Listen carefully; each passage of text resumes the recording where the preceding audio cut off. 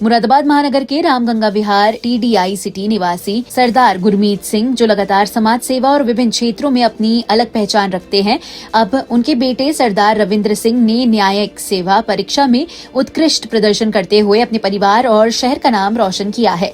उन्होंने हरियाणा और पंजाब दोनों राज्यों की न्यायिक सेवा परीक्षाओं में सफलता प्राप्त की। हरियाणा में उन्हें 7वीं रैंक तथा पंजाब में 5वीं रैंक हासिल हुई, जिसके आधार पर उनका चयन पंजाब में अतिरिक्त जिला न्यायाधीश एडिशनल डिस्ट्रिक्ट जज के पद पर हुआ है। इस उपलब्धि के बाद परिवार में खुशी की लहर दौड़ गई। माता पिता, बहन और पत्नी सहित सभी परिजनों के चेहरों पर गर्व और प्रसन्नता साफ झलक रही है।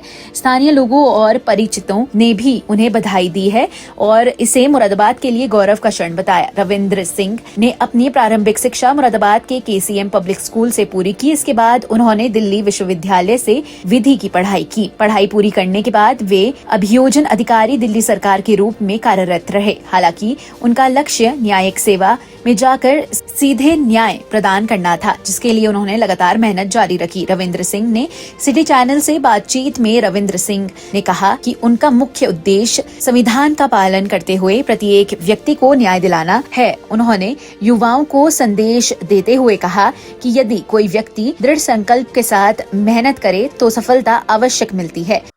मैंने 2002 और 2004 में अपनी 10वीं और 12वीं KCM स्कूल मुरादाबाद से पूरी करी। उसके बाद मैं दिल्ली चला गया, जहां पर मैंने अपनी ग्रेजुएशन खालसा कॉलेज से और अपनी law Delhi university campus law centre से पूरी करी। 2016 में मैंने एक एग्ज़ाम क्लियर किया, जिसके बाद मेरा असिस्टेंट पब्लिक प्रोसिक्यूटर के पोस्ट पर सिलेक्शन हुआ और मैं अभी अगस्त में प्रमोट होकर एडिशनल पब्लिक प्रोसिक्यूटर दिल्ली सरकार के साथ काम कर रहा था। और मेरा सिलेक्शन उसके बाद हरियाणा में और पंजाब में दोनों ही स्टेट में एडिशनल डिस्ट्रिक्ट एंड सेशन जज की पोस्ट पर हुआ है, और जिसमें 5th रैंक मेरी पंजाब में आई है और 7th रैंक मैंने हरियाणा में सिक्योर की है। इंटरव्यू में हरियाणा में मेरे हाईएस्ट नंबर रहे और अभी मैं बहुत जल्दी वहाँ ज्वाइन करने वाला हूँ। इससे पहले भी कोई फैमिली में आपकी जिम्मेदारी इसमें रहा है? मैं फर्स्ट जनरेशन लॉयर हूँ। मेरे फादर साहब ने वकालत की ज़रूर थी, बट प्रैक्टिस नहीं करी उन्होंने, तो मैं अपने आप को फर्स्ट जनरेशन लॉयर इसलिए काउंट करता हूँ। क्या सोचा आपने कि मुझे इस फील्ड में रहना चाहिए? शुरू से ही एक मेरा एम था और मुझे अच्छा लगता था कि मैं लोगों के कुछ डिस्प्यूट्स डिसाइड करूं और जस्ट डिसाइड करूं। तो वहाँ से मेरे माइंड में ये बात उजागर हुई थी कि मुझे एक ऐसी पोस्ट पर आना है जिससे मैं और बेहतर तरीके से जस्टिस लोगों तक दे सकूं। तो जज बनने से मुझे वो मुकाम हासिल हुआ और मैं उस पोस्ट पर बैठकर जस्टिस करने की कोशिश करूंगा। अब आपका क्या उद्देश्य है? पूरे क्या मोटिव लेके चले हैं आप देश के लिए, समाज के लिए? मेरा शुरू से ही एक एम था कि रूल ऑफ लॉ, जब मैं वकील भी था, एज बतौर वकील प्रैक्टिस करता था, तो मेरा मानना था कि वकील की सबसे पहली ड्यूटी होती है कि रूल ऑफ लॉ सोसाइटी में प्रिवेल करे। जब रूल ऑफ लॉ प्रिवेल करता है तो सोसाइटी में चीज़ें बेहतर होती हैं।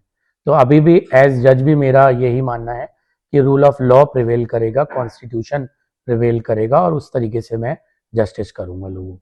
परिवार में कौन कौन है? मेरे परिवार में मेरी एक छोटी बहन है जो दिल्ली रहती है और काम करती है एक कंपनी के साथ। मेरी वाइफ जो अभी लॉ परस्यू कर रही है, 2nd ईयर लॉ में है ये, और ये मेरे साथ दिल्ली में ही रहती है। माता पिता?